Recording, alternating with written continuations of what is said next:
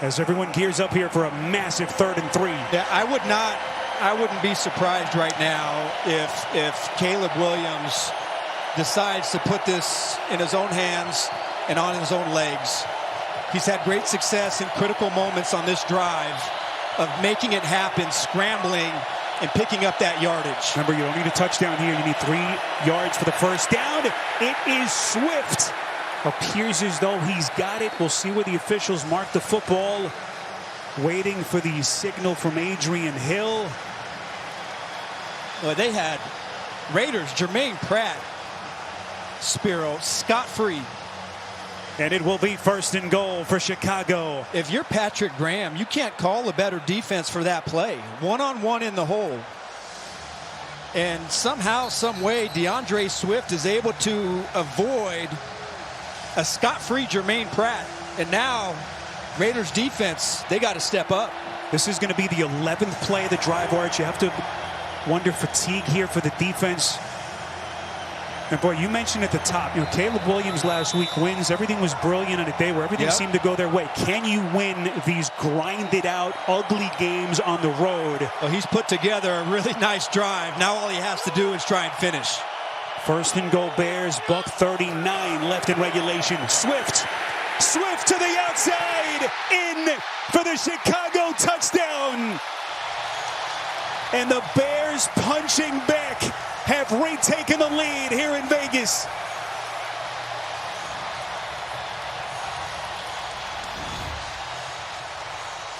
It's just a foot race. Blue Kelly has contained Swift. Right around the edge, turns on the Jets. What a drive, what an answer for Ben Johnson when the offense, it's been tough sledding. Bears obviously going to go for 2 here. Extra point does you no good to try to extend this thing to a 3-point field goal lead. 94 seconds left as the drama builds here in Vegas. What does Ben Johnson dial up here on the 2-point attempt? Yeah, alert some sort of zone read to Caleb Williams' left side.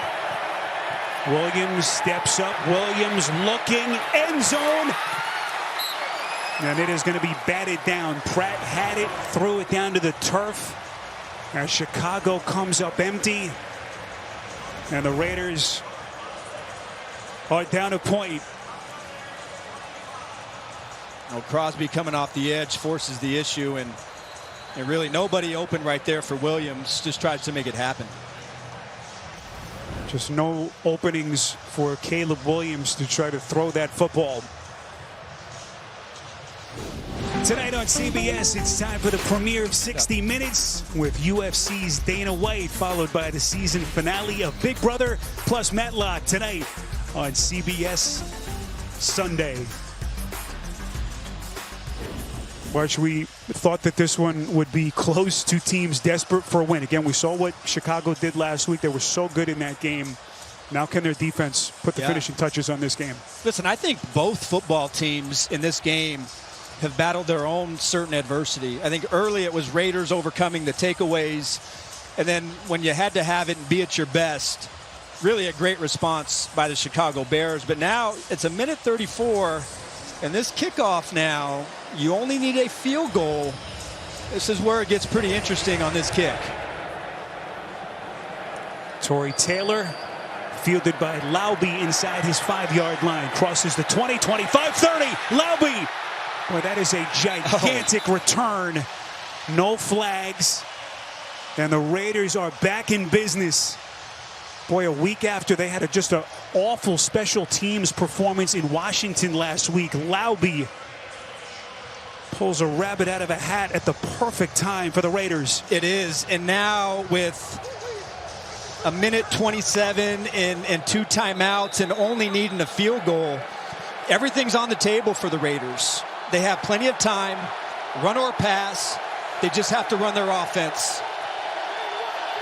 Raiders begin from their own 42, 2 timeouts. Buck 27 after a 39-yard return from Laube. Here they come. Geno, free rusher, and somehow is able to get it out cleanly to Bowers. Boy, the concentration from Geno Smith. Clock stopped 1:21. There's Daniel Carlson, or the psyche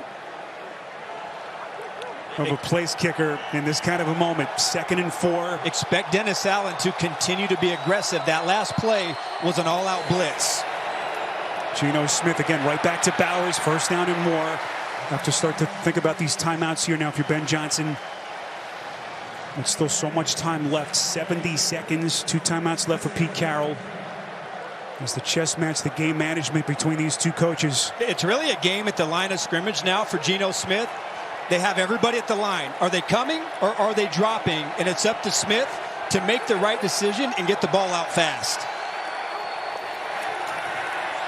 Quick delivery. This is Tucker, who had that titanic performance last week. Nick McLeod on the tackle.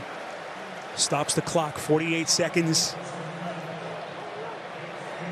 Carlson, who has been a Pro Bowl kicker for this Raiders organization.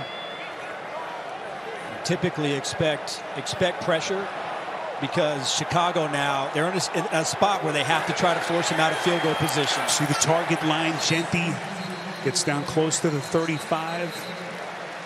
Boy, it looks like Colton Miller may be hurt at the end of the play. Their left tackle, who really has been the lone bright spot of this offensive line, and he is in a world of pain. Oh, he gets just, looks like it's his shoulder.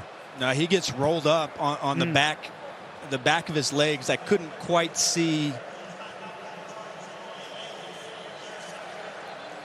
who it was, but one of the defensive linemen from the Chicago Bears rolls up the back of his legs. Well, I just hate to see it, especially in this kind of a moment. So the athletic trainers onto the field looking at Miller with 43 seconds left.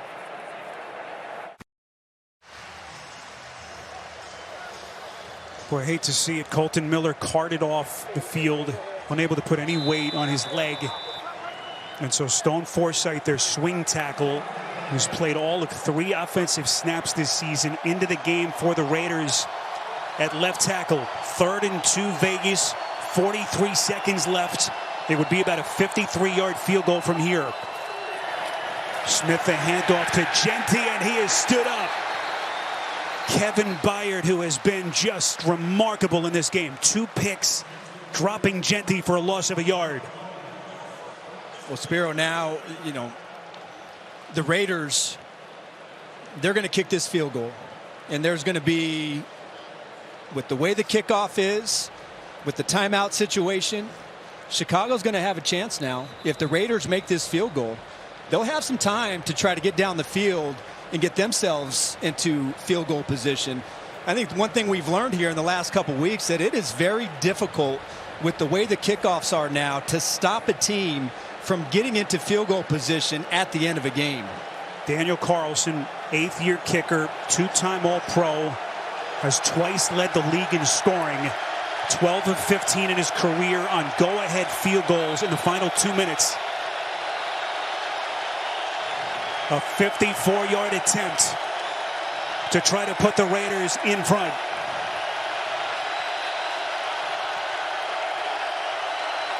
Jacob Bobenmeyer, the snapper. A.J. Cole, the holder. The kick is blocked. Unbelievable.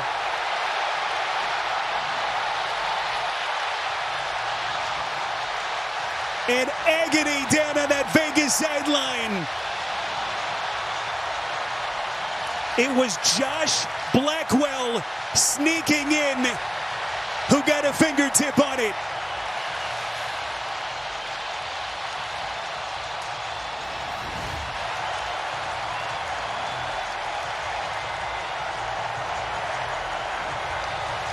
First blocked field goal for the Chicago Bears since week 2 of the 2023 season, and the reaction from Ben Johnson. Sparrow, that's unbelievable. You know how rare it is for an outside rusher to be the one to block it. When you see blocks, it's usually up the middle. For him to be able to bend that corner, get his hands on the football, just an incredible play and an incredible finish for Chicago. Boy, a week after the craziness at the end of that Philly-Rams game, a blocked field goal by the Chicago Bears in the closing seconds and they're going to get out of here somehow, some way, with a second straight win. Caleb Williams, it wasn't pretty, but again, how do you navigate these ugly, physical, grind-out games? And somehow they're going to get themselves to 2-2. For the Green Bay Packers, the only team before today to have 800 all-time victories. They're now joined on that list by the Chicago Bears. 25-24, our final score here at Allegiant Stadium in Las Vegas. Tonight on CBS begins with 60 Minutes, followed by Big Brother and Matlock. Now for Argendini, our producer Jason Ross, our director Mark Grant, Gene Steratore, Spiro Dedes saying so long from Las Vegas. On CBS.